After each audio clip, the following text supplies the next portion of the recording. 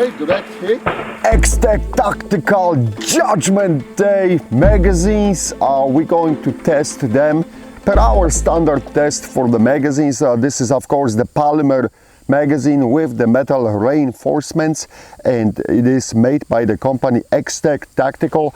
As you can see, it's very similar to what the US Palm was offering back in the day, but this is actually with the removable floor plate.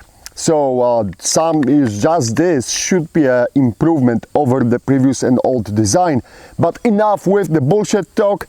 I resurrected from that DDI on the Hungarian parts rifle as our test crash dummy, and we're going to use this rifle for all the obstacles we have.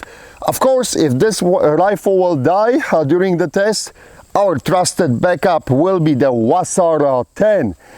Enough with the bullshit talk, let's go straight to the testing. First, we're going to perform drop on the sights, so here we go. Okay, all the rounds managed to stay. Let me drop it again. So far so good, I don't see any damage. And now the critical moment, drop on the feeding lips. Boom, that was a hard hit. I'll move forward to camera so we can inspect it together. And as you guys can see, the magazine took some beating right here on the feed lips, but I do not see any cracks. It's basically what happened to that polymer. It was folded a little bit over from the deformation, but the metal reinforcements inside are holding the rounds. We didn't lost any rounds, and the bottom of the magazine is looking as good as well. And we're going to see if this magazine is going to cycle. So let's put it to the rifle now. Come on, DDI, do some work for us. Okay, magazine locked, safety down, charge it, here we go.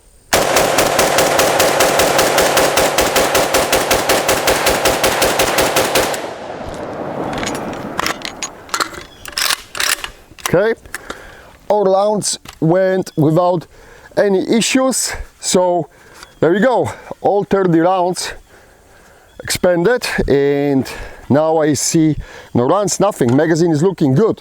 All right, so that was easy. Now we're going to perform, of course, a drop test with the magazine, which sits in the rifle, and we're going to drop the magazine. We're going to drop the rifle with the magazine on the magazine floor. So here we go. Okay, direct hit. That was direct impact.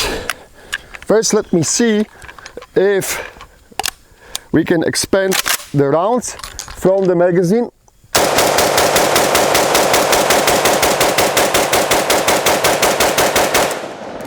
Okay. Let me clear the rifle. Rifle is cleared. Put on safe. And I'll walk into camera. This is kind of cool, guys. So I will tell you right away, as you can see, the plate took a beating right here. So it's deformed polymer from the drop on the concrete, and yeah, so it's basically right here the most of the damage which was done, and that's because the rifle with the magazine landed like this. So but as you can see, the rifle was feeding without any issues. Let me take off the gloves and see if I can push that. No, I'm having a problem. So we'll go back to that plate later on.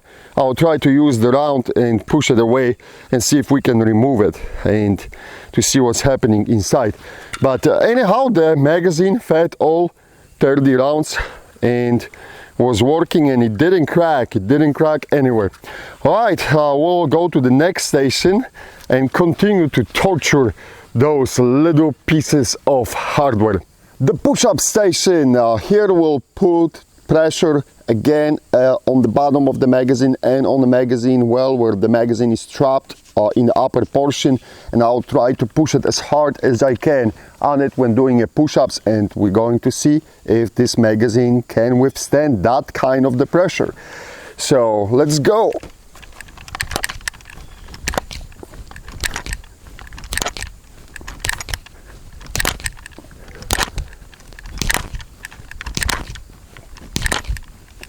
Okay, 10 easy push-ups. Down in the chamber.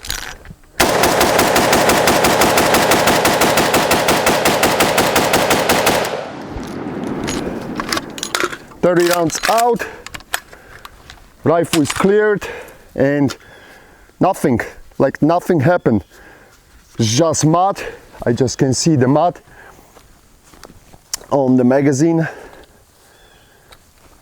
And as you guys can see, this is where all the pressure was going to, and it's just dirty floor plate, but nothing in the upper portion. Of course that still Locking Lock took it like a champ. So let's continue the torture test. The idea behind this station is to put as much pressure on the magazine when the magazine is touching to the ground from the different angles. So first what I'm going to do, I'm going to push forward when shooting the rifle and expanding rounds from the mag. Then I'm going to pull it back, and then we're going to put the pressure on the sides and see if this is going to have any impact at all on the magazine. So here we go.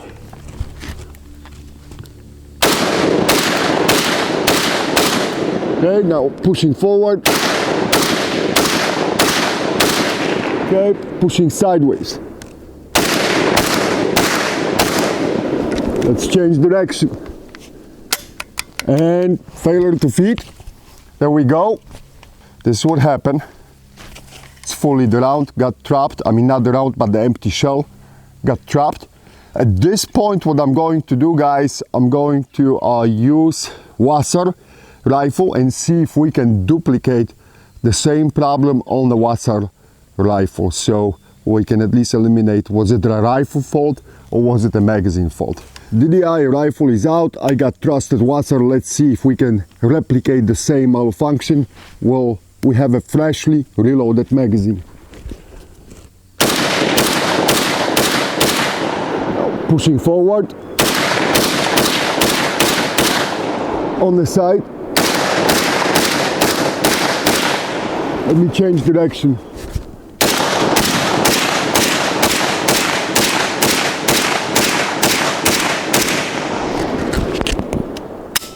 And out. Magazine is out. And there you go, guys. So we went with 30 rounds without any issues from the Wasser, and as you could see, I was putting the pressure exactly the same way as on the DDI rifle, but the DDI rifle had the problem with the extraction of the empty shell. Isn't that funny? Because this is how the original DDI actually died, had a problem with the extractors. Okay, moving to the next station. Final station, we're going to expand, hopefully, 30 rounds from this magazine when rotating the rifle in the air, and we'll see how this task could be performed and handled by Xtech tactical magazine. Round in the chamber, let's go. Sideways. Okay, the other way. And now when you positively have to smoke something, when you got the rifle upside down because you are that high speed son of a gun.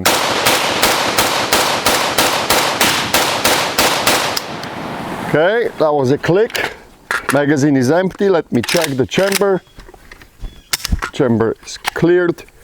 Trusted Wasser, put it aside. And the magazine, as you guys can see, is empty.